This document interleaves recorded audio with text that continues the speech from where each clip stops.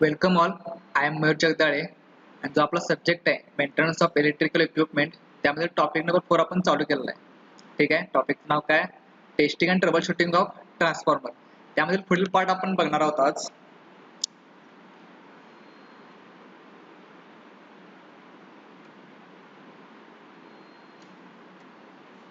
ह्याच्या अगोदर आपण ट्रान्सफॉर्मरच्या जे काही टेस्ट आहेत त्या चालू केल्या होत्या. ठीक आहे. म्हणजे टाईप टेस्ट असो, रुटीन टेस्ट असो किंवा स्पेशल टेस्ट. त्यामध्ये आपण टाईप टेस्ट अंडर आणि रुटीन टेस्ट अंडर ज्या काही टेस्ट येतात त्या आपण चालू केल्या होत्या. ठीक आहे. म्हणजे ज्यामध्ये अगोदर आपण काय काय बघितलं होतं?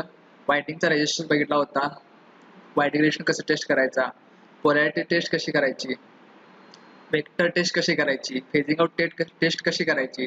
ठीक आहे. आपण पहिल्या 3 टेस्ट ह्या अगोदर पाहिल्या होत्या. तर पाहिजे ते अनेकदा बघू शकता तुम्ही टेस्ट कुठल्या कुठल्या होत्या त्या. हे डोक्यात फिक्स करा की आपण टेस्ट का करतोय. तर टेस्ट आपण का करत आहोत? जे काही तुमचं इक्विपमेंट तयार करणार तुम्ही, ते इक्विपमेंट तयार झाल्यानंतर ते जे काही स्पेसिफिकेशन्स आहेत स्टँडर्ड, त्याच्याबरोबर आपण काय करणार, हे टेस्ट रिझल्ट कम्पेअर करणार आहे. ठीक आहे. त्यासाठी आपण काय करू, हे टेस्ट करतो. त्यानंतर आपली नेक्स्ट टेस्ट आहे measurement of load loss measurement of load loss and current. ठीक आहे. आता यामध्ये काय बघा, नो लोड लॉसेस आपल्याला फाइंड आउट करायचे आणि no load current find out करायचे. This is nothing but open circuit or no load test on transformer. ठीक आहे. ही कुठली टेस्ट आहे? आपल्याला ओपन सर्किट टेस्ट पण म्हणू शकतो. नो लोड म्हणजेच याचा अर्थ काय झाला, ट्रान्सफॉर्मरची सेकंडरी काय असणार आहे आपली, ओपन सर्किटेड असणार आहे. ठीक आहे. याला काय म्हणू शकतो आपण, ओपन सर्किट किंवा no load test on transformer. ठीक आहे. It is perform to determine no load losses, ज्याला कोर लॉसेस म्हणताय, अँड नो लोड करंट म्हणजेच काय, I0. आपण टेस्ट का परफॉर्म करणार आहे? प्रत्येक टेस्ट काय रिझन काय ते असणार आहे ना टेस्टच्या पाठीमागचे. मेजर रिझन काय, जे काही नो लोड लॉसेस आहेत तुमचे. ठीक आहे. जर तुमचा ट्रान्सफॉर्मर नो लोडला असेल, काही त्याच्यावर काय आउटपुटला तुमचा काहीच लोड नाहीये, मग त्यावेळी त्याचे लॉसेस आहेत ते लॉसेस कसे असले पाहिजे. ठीक आहे. आणि त्यानंतर नो लोड तुमचा करंट किती असला पाहिजे, हे फाइंड आउट करण्यासाठी आपण ही टेस्ट घेणार आहोत. त्यासाठी सर्किट डायग्राम आहे तुमची. ठीक आहे. आता या सर्किट डायग्राम मध्ये काय काय बघा, हा तुमचा काय ट्रान्सफॉर्मर आहे, हा तुमचा काय सिंगल फेज ट्रान्सफॉर्मर आहे. ही तुमची एलव्ही वाइंडिंग झाली. ठीक आहे. लो व्होल्टेज साईड झाली आणि हा तुमची एचव्ही वाइंडिंग म्हणजेच काय हाय व्होल्टेज साईड झाली. आता आपण काय काय केलं यामध्ये, इनपुट साईडला काय तुमचा व्होल्टमीटर कनेक्ट केला, म्हणजेच काय प्रायमरी साईडला काय व्होल्टमीटर कनेक्ट केलाय. त्यानंतर वॅट मीटर आहे मेजरमेंट ऑफ पॉवर साठी. त्यानंतर ॲमीटर आहे. ॲमीटर काय दर्शवणार तुमचा जो काही नो लोडचा करंट आहे तो या ठिकाणी तुम्हाला ॲमीटर मध्ये भेटून जाईल. ठीक आहे. त्यानंतर एचबी साईड जी काय आहे आपण ती काय केल्या या ठिकाणी ओपन सर्किट केल्या.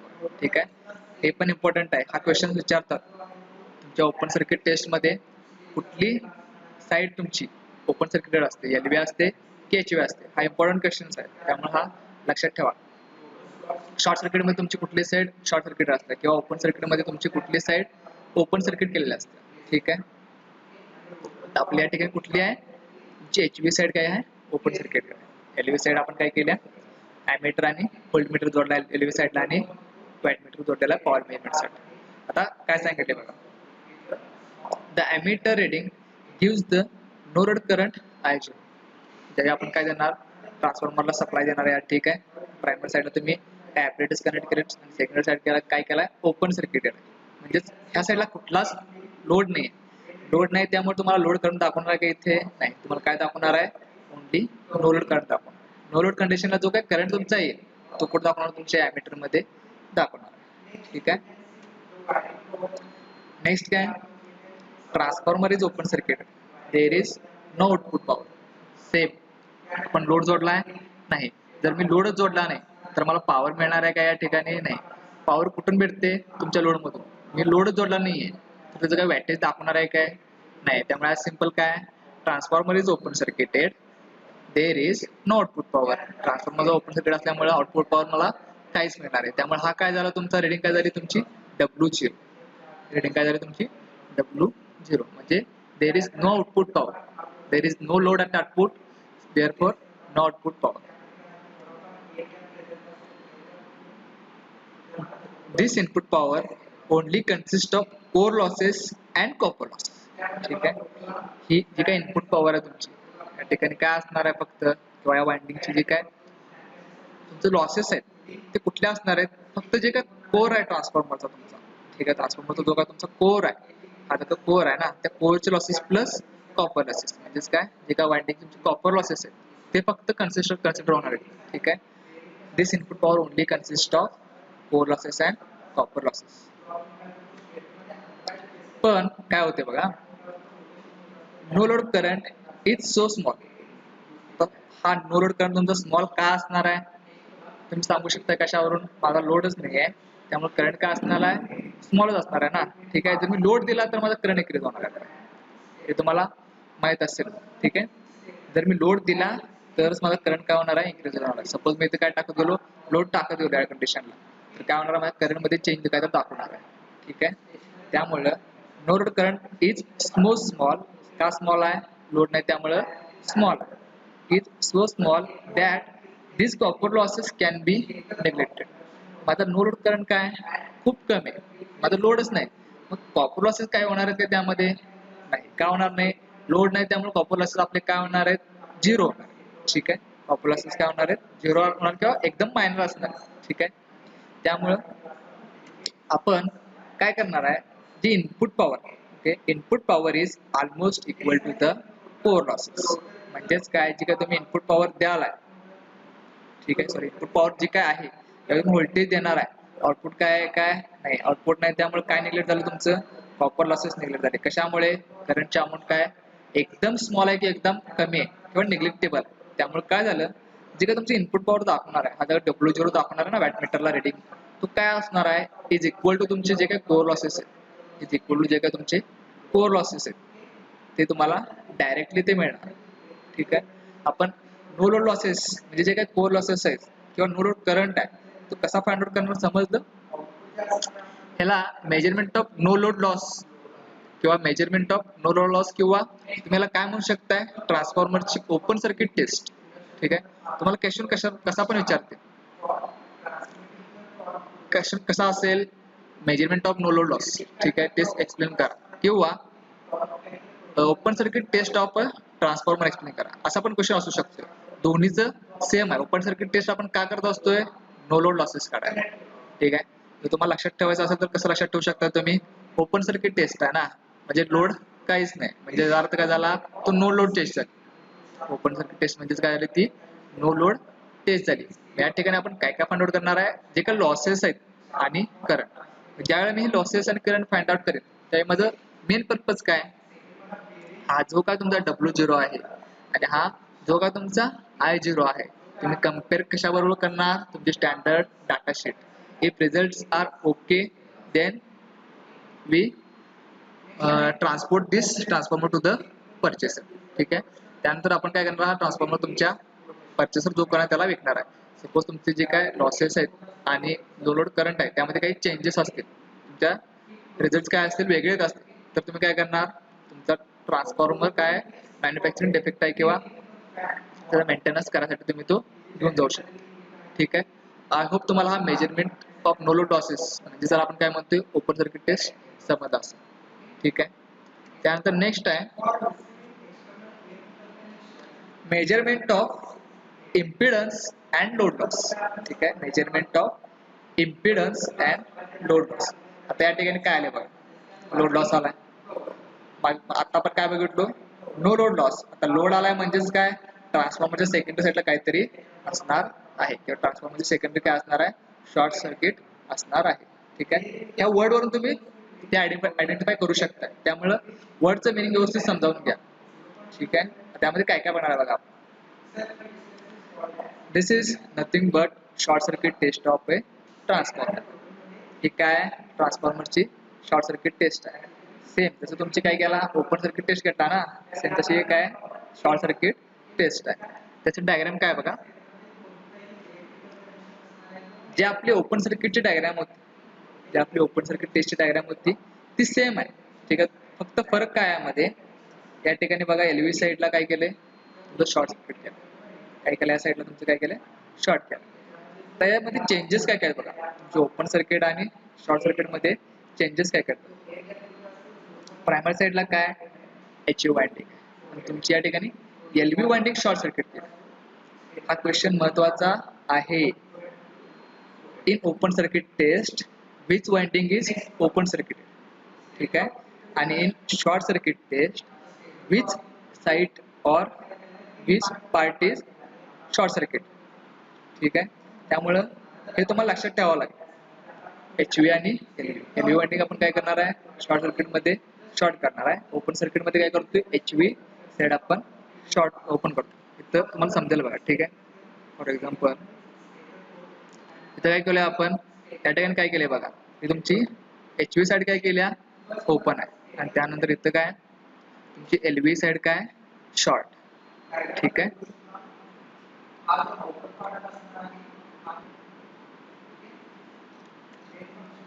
त्यामध्ये काय सांगितलंय बघा, the LV side of transformer is short circuited and wattmeter W, voltmeter V and ammeter in ampere are connected on the HV side of the transformer, ठीक आहे. तुमच्या काय केलं आपण, LV साइड आपण शॉर्ट केल्या आणि HV साइड आपण काय काय कनेक्ट केलंय, व्होल्टमीटर कनेक्ट केलाय इन पॅरलल, वॅटमीटर आहे आणि ॲमीटर इन सिरीज, ठीक आहे. आपल्याला काय काय रिझल्ट्स मिळणार आहेत, ज्याला मी व्होल्टेज अप्लाय करणार त्यावेळेला, when voltage is applied to the HV side until ammeter reading equals to the rated current. तुम्ही काय करणार आहे, व्होल्टेज इकडून काय करणार आहे, द्यायला सुरू करणार आहे, ठीक आहे. कधीपर्यंत देणार आहे, जोपर्यंत तुमचं ॲमीटर रिडिंग काय दाखवत नाहीये रेटेड करंट बरोबर. ट्रान्सफॉर्मर साठी काय रेटेड करंट असेल ना, सपोज 5 अँपिअर माझा काय रेटेड करंट आहे, ठीक आहे, फॉर एक्झाम्पल. मग जोपर्यंत तुमचा हा ॲमीटर रिडिंग काय दाखवत नाही, 5 अँपिअर दाखवत नाही, तोपर्यंत तुम्ही काय करणार, व्होल्टेज इन्क्रीज करत राहणार. The voltage applied for full load current is very small as compared to the rated voltage. जे तुम्ही व्होल्टेज वापरणार नाही, जे voltage applied for full load current, जे तुम्ही आता काय करणार आहे, ॲमीटर जोपर्यंत फुल लोड रिडिंग दाखवत नाही, तुमचं रेटेड रिडिंग दाखवत नाही, तोपर्यंत काय करणार, तो वाढत राहणार आहे. मग त्या कंडिशनला काय सांगितलं बघा, voltage applied for full load current is very small. काय असणार आहे ते, very small as compared to the rated voltage.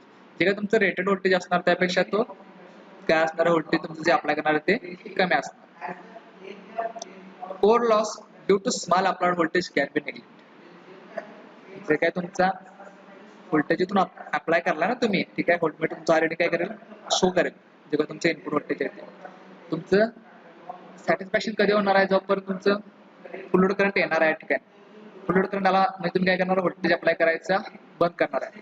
मग ते व्होल्टेज काय असणार आहे, तुम्ही अप्लाय केलेलं व्हेरी स्मॉल अमाऊंट मध्ये असणार आहे. त्यामुळे काय होणार आहे, तुमचे जे काही कोर लॉसेस आहेत ते काय होणार आहेत,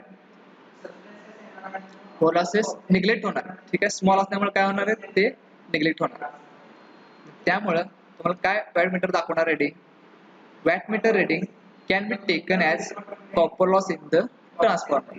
तुमचा कोर लॉस निग्लेक्ट झाला, का निग्लेक्ट झाला, व्हेरी स्मॉल, त्यामुळे तुमचा कोर लॉस निग्लेक्ट झाला आणि वॅटमीटर काय दाखवणार आहे, फक्त तुमचं कॉपर लॉसेस दाखवणार आहे. एक छोटी ट्रिक आहे बघा, तुम्ही लक्षात कसं ठेवू शकताय, यामध्ये काय होतंय, शॉर्ट सर्किट मध्ये व्होल्टेज रेडिंग कमी दाखवते, त्यामुळे काय झाला, कोर लॉस निग्लेक्ट झाला.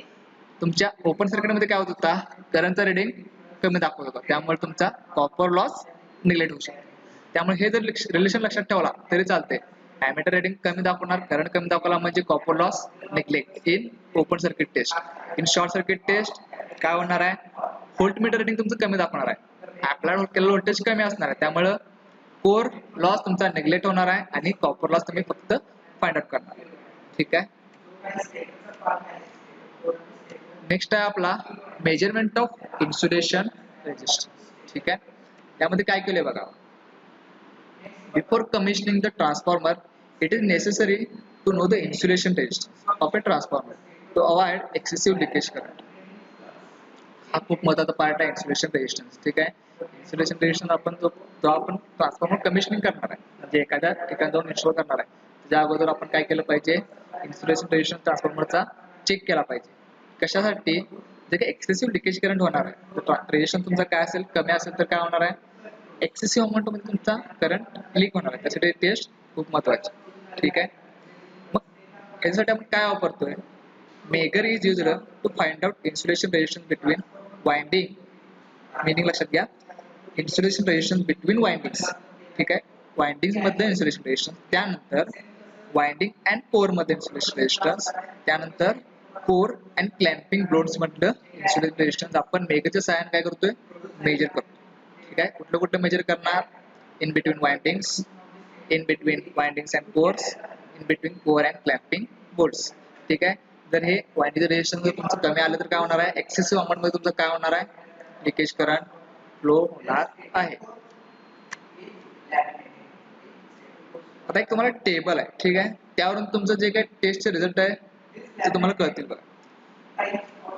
जे आपण हे टेस्ट करणार आहे वाइंडिंग्स मधलं, वाइंडिंग अँड कोर मधलं, कोर अँड क्लॅम्पिंग ब्लोड्स मधलं, त्यासाठी त्यांनी एक स्टँडर्ड स्पेसिफिकेशन दिलेत. आता व्होल्टेज ऑफ वाइंडिंग किती आहे, सपोज 400 व्होल्ट, ठीक आहे.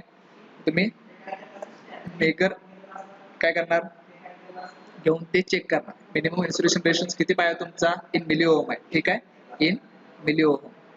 400 व्होल्ट साठी 2 मिली ओहम, 11 व्होल्ट साठी 50 मिली ओहम पाहिजे, 33 व्होल्ट साठी 150 मिली व्होल्ट पाहिजे, 132 व्होल्ट साठी 500 मिली व्होल्ट पाहिजे तर तुम्ही याचा स्क्रीनशॉट बनवून घेऊ शकता, ठीक आहे.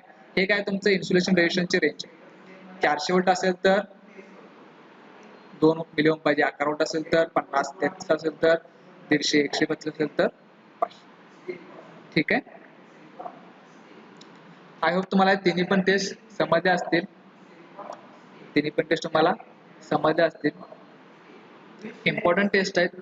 नो लोड लॉस, त्यामध्ये नो लोड लॉस आणि तुमचा इम्पिडन्स किंवा लोड लॉस हा फार महत्वाचा आहे. त्याला आपण ओपन सर्किट किंवा शॉर्ट सर्किट टेस्ट असं पण म्हणतो. हे क्वेश्चन्स इम्पॉर्टंट आहेत किंवा तुमच्या इंडस्ट्रियल पॉईंट ऑफ व्ह्यू पण हे फार महत्वाचे आहे, ठीक आहे. आय होप तुम्हाला समजलं असेल, समजलं नसेल तर एक 2 वेळा बघा आणि समजून घ्या, ठीक आहे. छोटे ट्रिक्स आहेत, त्या ट्रिक्स तुम्हाला समजल्या तर तुम्हाला लक्षात राहील. लोड लॉस आपण कसा लक्षात ठेवायचा, त्यानंतर नो लोड लॉस कशा लक्षात ठेवायचा. आय होप तुम्हाला समजलं असेल. थँक्यू.